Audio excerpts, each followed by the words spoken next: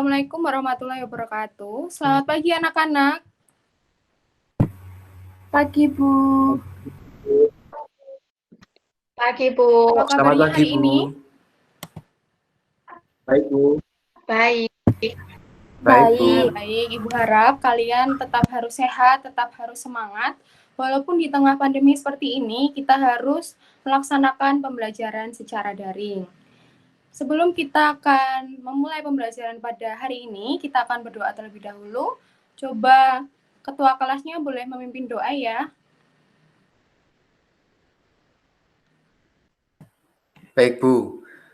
Menurut kepercayaan dan keyakinan masing-masing, berdoa dipersilahkan. Berdoa dicukupkan. Oke, untuk hari ini, apakah ada yang join sudah lengkap? Sudah, Bu. Sudah, Bu.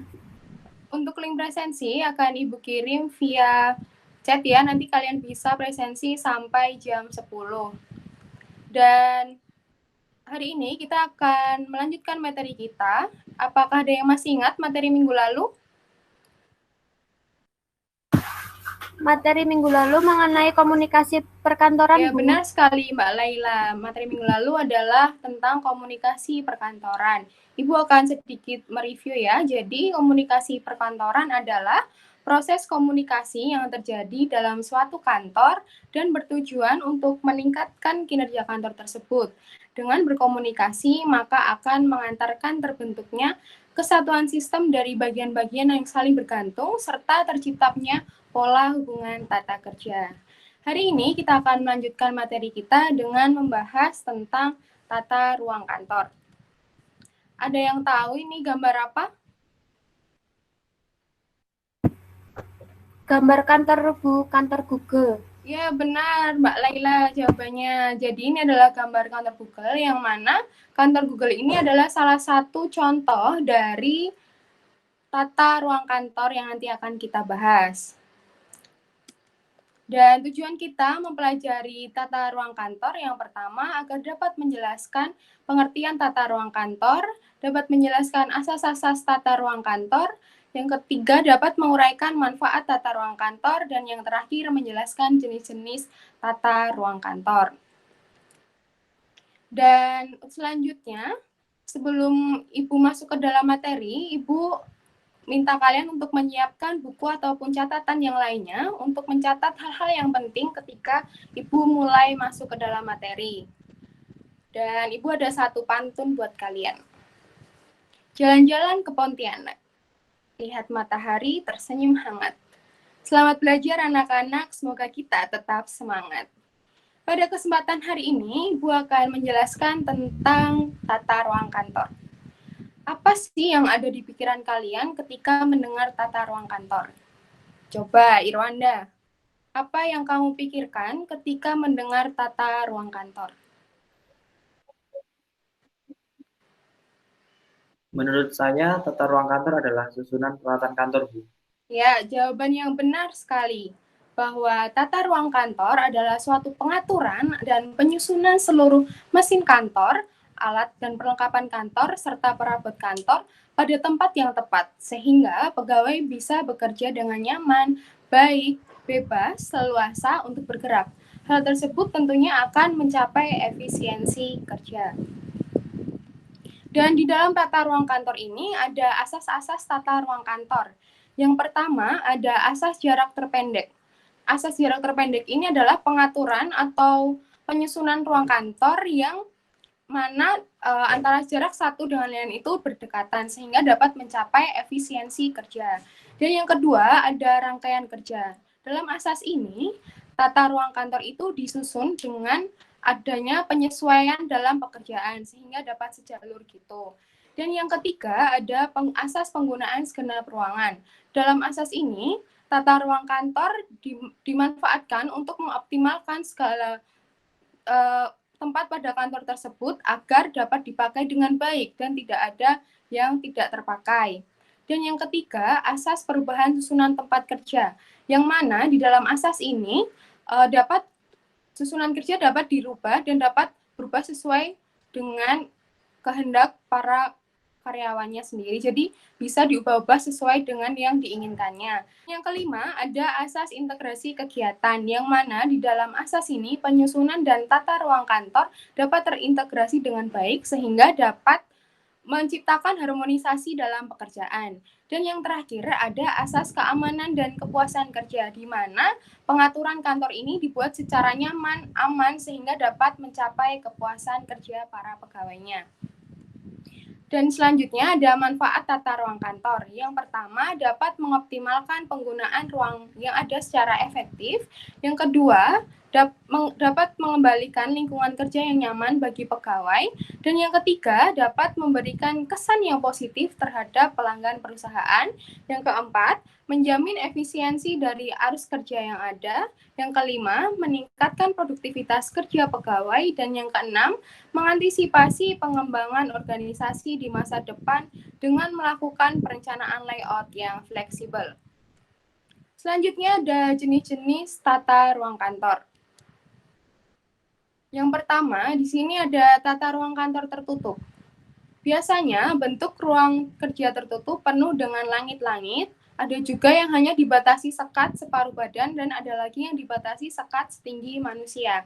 Kelebihan dari tata ruang kantor ini adalah konsentrasi kerja dapat terjaga dan kerahasiaan dalam pekerjaan dapat terjaga. Dan kekurangannya adalah membutuhkan tempat yang luas dan sehingga tidak bisa fleksibel. Selanjutnya ada tata ruang kantor terbuka. Tata ruang kantor terbuka adalah ruangan yang besar untuk bekerja yang ditempati oleh beberapa karyawan yang bekerja secara bersama-sama di ruangan tersebut tanpa adanya pemisah dan penyekat. Nah, di dalam tata ruang kantor terbuka ini, kelebihannya adalah komunikasi dapat terjalin dengan baik antara pegawai satu dengan pegawai yang lainnya. Namun, kekurangannya adalah kerahasiaan dalam pekerjaan, konsentrasi itu dapat terganggu. Selanjutnya, ada tata ruang kantor berpanorama. Di dalam tata ruang kantor berpanorama ini adalah ruangan yang digunakan untuk bekerja dan berhiaskan oleh tanaman, dekorasi, dan sebagainya. Kelebihan dalam tata ruang kantor berpanorama adalah konsentrasi pegawai dapat dilaksanakan dengan baik dan tidak terganggu karena pemandangannya juga bagus ya, hijau dan seperti alam. Namun kekurangannya adalah biaya perawatan itu terlalu tinggi. Dan yang keempat, ada tata ruang kantor gabungan. Tata ruang kantor gabungan adalah tata ruang kantor yang terdiri dari gabungan antara beberapa bentuk ruang kantor tertutup, ruang kantor terbuka, dan ruang kantor berhias.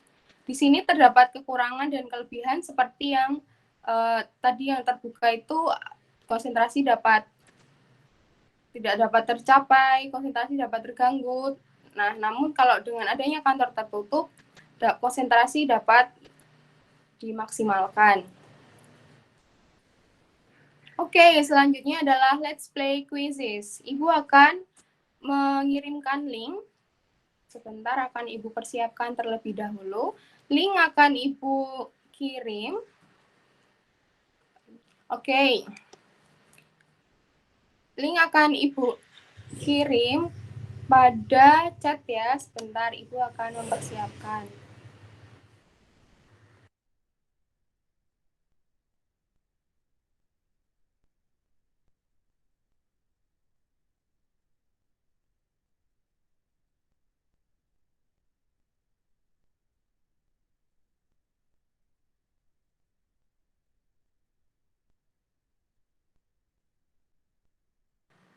Link sudah Ibu kirim ya via chat. Kalian bisa gabung. Di sini sudah ada Irwanda yang bergabung. Ada Ikhlas sudah bergabung. Ada Laila sudah.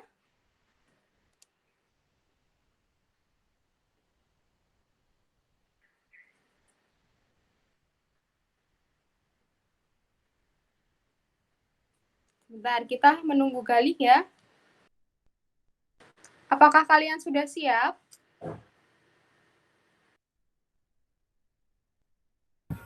Sudah, Sudah, Bu. Bu. Oke, akan Ibu start kuisnya ya, dimulai dari sekarang.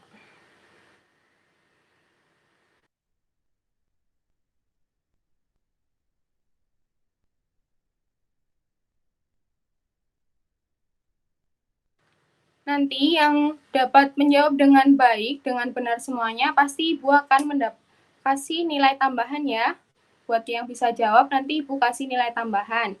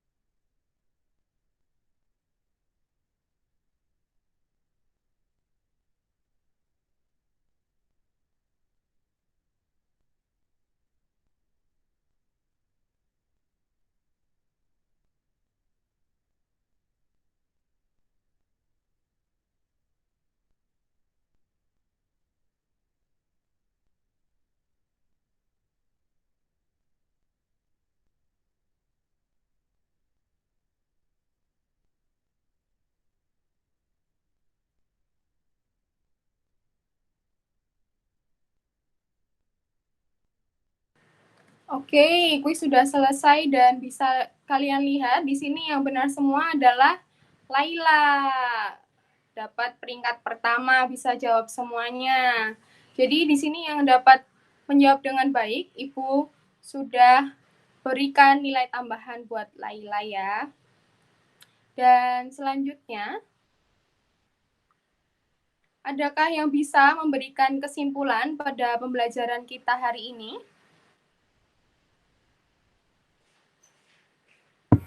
Saya, Bu.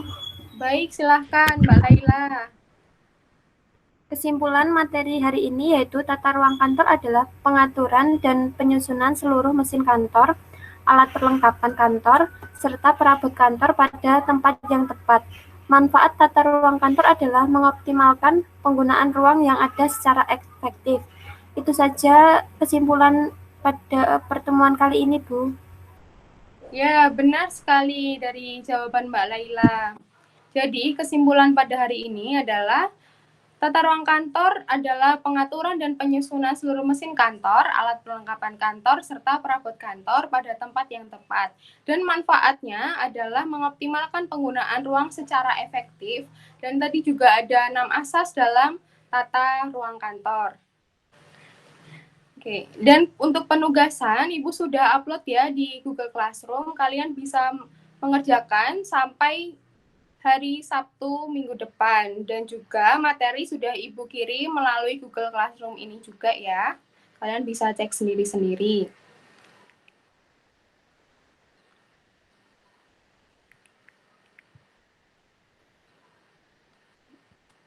Dan untuk materi minggu depan, kalian bisa mempelajari tentang fasilitas-fasilitas kantor, yang mana dapat kalian baca-baca dulu ya, supaya besok minggu depan dapat belajar dengan baik juga.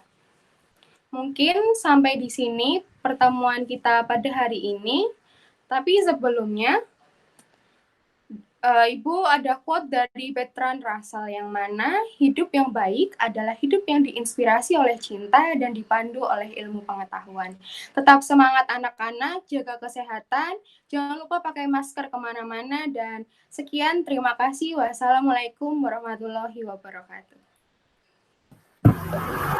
Waalaikumsalam warahmatullahi wabarakatuh. Terima kasih, Bu. Terima kasih, Bu. Sama-sama.